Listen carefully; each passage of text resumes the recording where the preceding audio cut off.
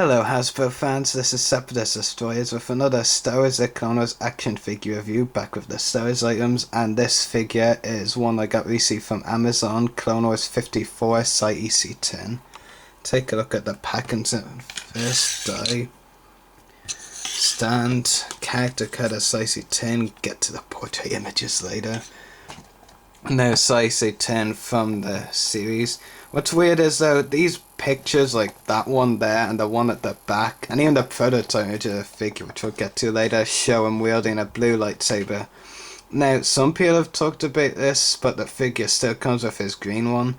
And my hunch is, if we do see Saesee Tiin wield a lightsaber in the Clone Wars show, we'll see him with this blue lightsaber, because these images, such as this one right here, and that one again, come from Lucasfilm directly, so that must mean they plan to have him use a blue lightsaber in the show, which he does not, so I don't know, I'm sure we'll find out sometime.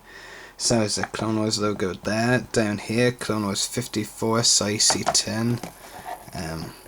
Back of the packaging, you've got that shot, of course. Prototype of the figure, the main kid feature, flight pack with swiveling wains. The writing says, Saesee Tiin is an outstanding pilot because of his impressive telepathic abilities and the practice he received flying his starfighter through the changing winds on his homeworld, Iktoch. When he is on space combat missions, the Jedi Master wears a special helmet and flight pack with swing out wings. Other figures wave include Clone Wars 57, Stealth Ops Clone Trooper, Clone Wars 60, Kit Fisto and Cold Weather Gear, Clone Wars 61, Serapos, we don't have reviews on those three yet, Clone Wars 62, Jetpack Captain Rex, and we've got a review of him coming sometime. Anyway, first up is the accessories this figure comes with. You've got this massive, fat ass, bulky Fane starfighter, whatever you want to call it. There's no real proper name for it except for flight pack, but just so lame and stupid. And the wings, if you move them around, they come off literally so easily, so it's not, you probably want to avoid that. And the mixes of dark and light green don't really go well together, and even light yellow. The only nice thing about it, really, Republic logos on each side, but otherwise it's pretty poor accessory. The other one is that clone-ish helmet. They include it over Saesee Tiin's face.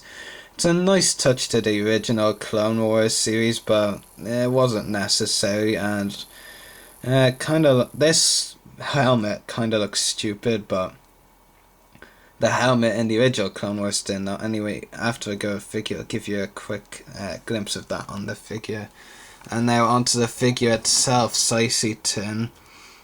It's always cool to see a new Jedi species release as a figure in the line, and even though Saesee Tiin has been releasing movie lines, this is a new species for the animated line. And it is definitely a cool figure. And the face sculpt definitely is very unique and great, and it's the main focus point of this figure down the face head sculpt. The back of the face sculpt, you've got that like marking on it, which is pretty cool. The Lego version made it look quite like a spider, but Hasbro's figure actually looks accurate. Anyway, articulation, head, shoulders, elbows, wrists, knees. No ankles, of course, as to be expected. Has some nice soft goods or leather there. And of course there's his lightsaber. It is definitely a pretty good figure, and the main draw is of course the face sculpt, which it would be the main reason to buy this figure, as well as the fact that he's a new Jedi in the line. Anyway, before we go out, here's the helmet on the figure. It fits pretty well on the figure. Kind of looks a bit off at the back, I guess, but other than that, it is pretty cool. So I'm gonna rate Saesee Tiin's figure at 8 out of 10. Yeah. The only reasons I've taken marks off, of course, the lack of ankle articulation. I suppose just give us a cost. And then there's of course that kite-like thing, the green accessory right there, which is a major issue with this figure. Otherwise there's no real flaws with it.